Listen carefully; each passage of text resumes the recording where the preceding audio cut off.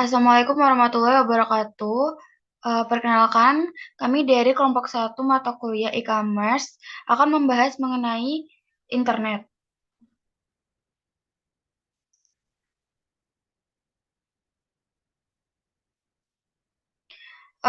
Baik, untuk nama anggota kelompok kami, yang pertama adik saya Sekar Sirolatul Ulia. Saya Intan Widya Oktaviani. Kemudian pokok pembahasan kita yaitu mengenai satu, sejarah dan kerja internet, dua, arsitektur yang melandasi internet, tiga, koneksi ke internet, dan empat, berkomunikasi di internet. Yang pertama, sejarah dan kerja di internet. Internet pertama kali muncul pada tahun 1969 dengan bentuk sebuah jaringan komputer yang dibuat oleh ARPA. ARPA atau Advanced Research Project Agency membangun jaringan internet pertama kali yang kemudian diberi nama ARPANET. Kemudian ARPANET ini adalah yang akan menjadi cikal bakal terbentuknya jaringan kita saat ini. Lalu National Science Foundation Network atau NSFNet didirikan dan mulai dikembangkan di tahun 1986, dan NSF ini nanti akan menggantikan peranan ARPANET sebagai suatu wadah riset terkait di Amerika Serikat. Kemudian ARPANET diturunkan pada tahun 1990, dan pada tahun 1990 juga layanan sejenis berbasis tampilan grafis dikenal sebagai WWW atau World Wide Web mulai dikembangkan lagi oleh CERN. Untuk sejarah internet di Indonesia sendiri pertama kali dikenal pada tahun 90-an, dan adanya teknologi informasi seperti internet telah membuka mata dunia dan berinteraksi serta marketplace baru serta sebuah jaringan bisnis dunia yang tanpa batas. Cara kerja internet sendiri, yang pertama pada dasarnya internet bekerja dengan adanya alamat IP atau Internet Protocol. Kemudian satu server terbesar memegang kendali akses situs seluruh dunia, dan server itu disebarkan satu persatu di tiap negara atau tiap daerah. Kemudian setiap server ditandai dengan alamat yang disebut IP atau Internet Protocol, dan IP di setiap server digunakan untuk mengatur jalannya sebuah hubungan komunikasi dan perpindahan data yang berlapis-lapis. Kemudian, internet mengirimkan data dengan format-format audio, video, file, aplikasi, dan sebagainya. Klien komputer yang dipasangkan internet nantinya akan berhubungkan langsung dengan server terdekat untuk terus terhubung dengan klien lainnya di penjuru dunia. Kemudian selanjutnya ada jaringan global, yaitu objek yang menghubungkan satu objek dengan objek lainnya secara luas dan dapat diakses oleh pengguna dari seluruh dunia. Jaringan global merupakan jaringan yang dapat diakses oleh seluruh pengguna yang ada di dunia sehingga dapat saling berbagi informasi satu sama lain. Jenis-jenis jaringan sendiri ada tiga, yaitu LAN atau Local Area Network yang ruang lingkupnya kecil. Kemudian ada MAN atau Metropolitan Area Network yang bisa mencakup daerah yang lebih luas. Kemudian ada WAN atau Wide Area Network, di mana jaringan ini bisa mencakup area yang sangat luas. Kemudian ada perjalanan informasi di internet.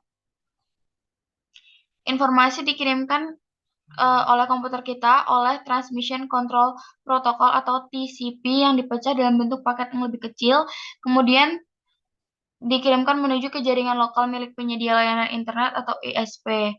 Kemudian dari jalur komunikasi yang berada di berbagai kota penjuru dunia akan dikirimkan sampai di tujuan akhir. Kemudian, agar berjalan lancar, diperlukan sarana perangkat keras seperti hub, bridge, gateway, repeater, dan router. Hub berfungsi untuk menghubungkan antar komputer satu dengan lainnya. Kemudian, bridge berfungsi untuk menghubungkan antar jaringan area lokal. Kemudian gateway berfungsi mirip seperti bridge, kelebihannya adalah dapat menerjemahkan data dari satu jaringan ke jaringan lainnya. Kemudian repeater berperan untuk menguatkan sinyal pada interval tertentu. Kemudian router berfungsi untuk memeriksa paket informasi dan menentukan tujuannya, serta mengirimkan ke router berikutnya yang terdekat dengan tujuan akhir paket tersebut.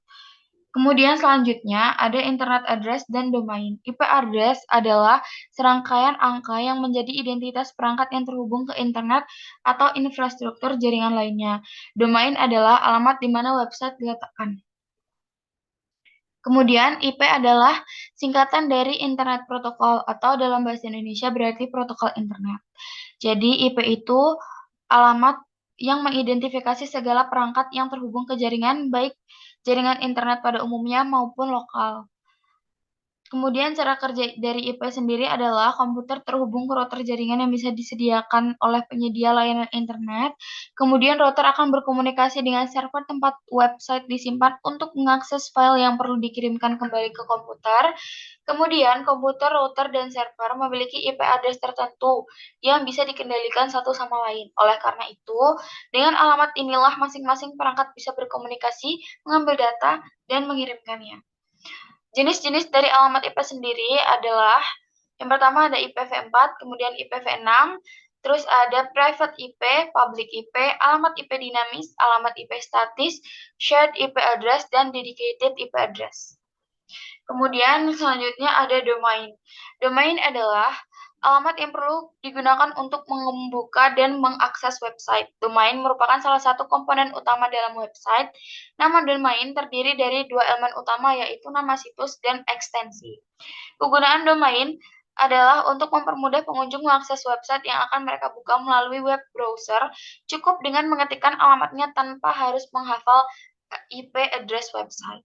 Beberapa dari jenis domain, yang pertama ada TLD atau top level domain, kemudian ada CCTLD atau country code top level domain, kemudian ada GTLD atau generic top level domain. Untuk registrasi nama domain dikelola oleh organisasi yang bernama ICANN atau Internet Corporation for Assigned Names and Number. Dan ICANN ini menentukan ekstensi yang tersedia dan memiliki database terpusat yang berisi informasi pengarahan nama domain sendiri. Kemudian cara kerja domain, yang pertama ketika user mengakses nama domain melalui web server akan menjangkau jaringan server global yang membentuk sistem nama domain. Kemudian server DNS akan mencari alamat IP yang terkait dengan nama domain tersebut. DNS server yang memiliki informasi tentang alamat IP domain memberikan hasilnya ke browser. Kemudian browser akan meminta data tentang website dari server hosting domain. Setelah itu, server hosting mengirimkan data kembali dan web browser akan mengubahnya menjadi halaman web. Kemudian selanjutnya ada cara kerja TCP atau IP. Pengertiannya adalah suatu standar komunikasi yang dapat digunakan untuk bertukar data antar komputer oleh suatu komunitas yang tergabung melalui jaringan internet. TCP atau IP memiliki fungsi untuk berkomunikasi dengan komputer lain menggunakan jaringan. Kemudian komputer akan mengemasnya dalam bentuk paket data dan dikirimkan ke komputer tujuan melalui jaringan.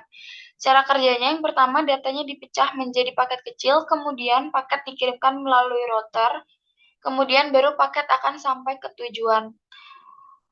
Fungsi lain dari TCP atau IP yaitu yang pertama melakukan pengiriman file yang terenskripsi, kemudian melakukan remote login pada komputer lain walaupun pada jarak yang jauh, kemudian ada mengirimkan dan menerima komputer milik. Kemudian selanjutnya ada anatomi koneksi web dan file types. Terdapat 4 hal penting yang menjadi anatomi web. Yang pertama, nama domain atau URL website. Domain merupakan nama unik yang akan menjadi alamat website. Kemudian ada web hosting, yang bisa diartikan sebagai ruangan yang terdapat dalam hard disk, tempat menyimpan berbagai file media seperti gambar dan video yang akan ditampilkan pada halaman website. Kemudian yang ketiga ada script website. Maksudnya adalah kode atau bahasa pemrograman yang digunakan untuk membangun website. Kemudian ada desain website. Desain website ini digunakan untuk mempengaruhi user agar berdampak pada traffic website. Karena semakin bagus desain website, maka semakin banyak juga traffic yang datang. Kemudian file types atau jenis file adalah nama yang diberikan untuk jenis file tertentu. Kemudian jenis file ini dikaitkan dengan aplikasi individual atau jenis file lain seperti RTF, MP3, dan lain-lainnya. Setiap jenis file memiliki satu atau lebih ekstensi yang sesuai. Misalnya JPEG disimpan dengan ekstensi JPG atau JPEG. Kemudian file gambar Adobe Photoshop disimpan dengan ekstensi PSD. Dan ekstensi file ditambahkan di setiap nama file menyediakan cara sederhana untuk mengidentifikasi jenis file dari setiap file tersebut. Ekstensi file juga digunakan untuk sistem operasi dalam mengaitkan jenis file dengan program tertentu. Hubungan antara jenis file dan program disebut asosiasi file dan menentukan program apa yang membuka setiap jenis file secara default. Selanjutnya ada arsitektur yang melandasi internet. Arsitektur internet ini merupakan jaringan meta yang mengacu pada kumpulan ribuan jaringan berbeda yang berinteraksi dengan protokol umum. Secara umum disebut sebagai Internet Network yang terhubung menggunakan protokol yaitu protokol TCP/IP. Next. TCP/IP merupakan protokol yang melandasi internet jaringan dunia yang bertujuan untuk membangun suatu koneksi antar jaringan atau network yang menyediakan pelayanan komunikasi antar jaringan yang memiliki bentuk fisik yang beragam. Internet dapat digolongkan menjadi beberapa grup jaringan, yaitu yang pertama ada backbone, jaringan besar yang menghubungkan antar jaringan lain. Yang kedua ada jaringan regional.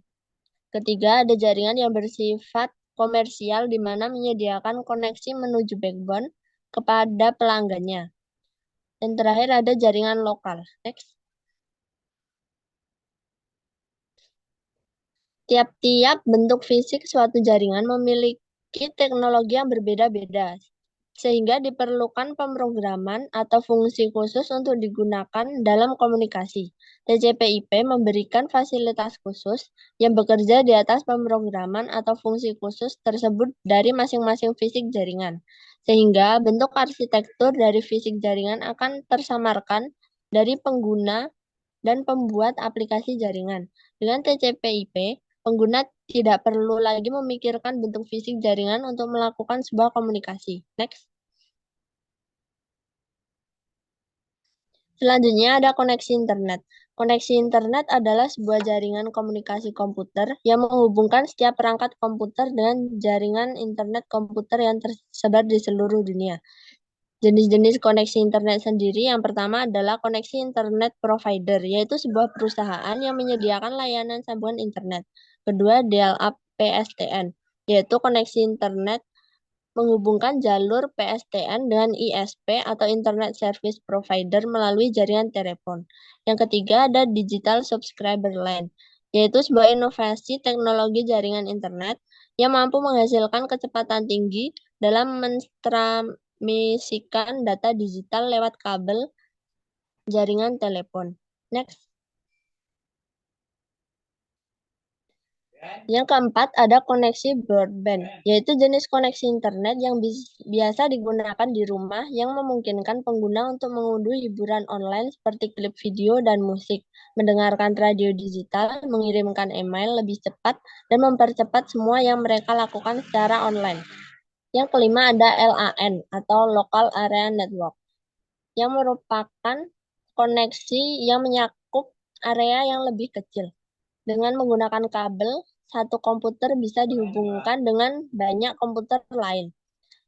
Selanjutnya ada JPRS, yaitu provider internet tanpa kabel yang mengandalkan gelombang radio sehingga bisa berkomunikasi dengan suara dan berbagai data. Next. Selanjutnya ada Integrator Service Digital Network atau ISDN yang merupakan desain untuk membawa suara, data, citra, video, dan apapun yang dibutuhkan oleh manusia.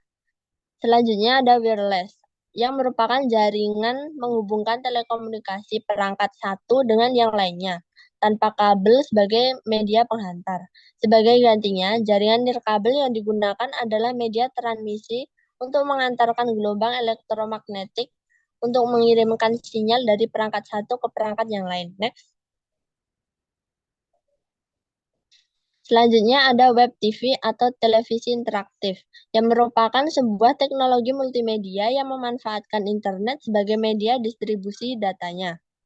Selanjutnya ada Wi-Fi, yang merupakan jenis koneksi menggunakan gelombang frekuensi tinggi yang memungkinkan pengguna untuk menikmati jaringan internet tanpa kabel di berbagai tempat, seperti kampus, kantor, tempat umum, bahkan di rumah, karena dinilai lebih praktis jika dibandingkan dengan kabel LAN. Next. Selanjutnya ada berkomunikasi di internet. Internet menjadi suatu wadah jaringan yang dapat menghubungkan banyak orang tanpa batas waktu dan tempat. Kehadiran internet mempermudah segala keperluan manusia, terutama dalam berkomunikasi dengan orang lain. Netiquette atau internet etiquette adalah dalam bahasa Indonesia merupakan etika internet. Next. Adapun jenis-jenis etika internet yang pertama adalah email atau electronic mail adalah layanan yang paling banyak digunakan saat ini di internet. Yang kedua, newsgroup atau kelompok diskusi merupakan sebuah kelompok diskusi maya di internet. Newsgroup disalurkan melalui Usenet, jaringan kelompok diskusi warta. Usenet menggunakan protokol NNTP. Newsgroup dikelompokkan dalam subjek secara hierarkis dengan beberapa huruf pertama sebagai kategori subjek. Selanjutnya ada mailing list atau daftar surel yang merupakan grup diskusi di internet di mana setiap orang bisa berlangganan dan anggota milis dapat membaca surat dari orang lain dan kemudian mengirimkan balasannya. Selanjutnya ada chatting atau obrolan daring, yang merupakan segala bentuk komunikasi yang menggunakan internet, tetapi secara spesifik mengacu pada obrolan atau percakapan berbasis teks antara dua pengguna di internet. Next. Selanjutnya ada instant messaging atau pesanan instan. Adalah suatu sistem pengiriman pesan dengan cepat melalui perantara jaringan internet dari satu komputer ke komputer yang lain. Selanjutnya ada VoIP atau Voice over Internet Protocol, yang merupakan teknologi yang memungkinkan percakapan suara jarak jauh melalui media internet. Data suara diubah menjadi kode digital dan dialirkan melalui jaringan yang mengirimkan paket-paket data dan bukan lewat sirkuit analog telepon biasa. Selanjutnya ada email spam atau juga berbentuk junk mail. Adalah penyalahgunaan sistem pesan elektronik untuk mengirimkan berita iklan dan keperluan lainnya secara massal. Next.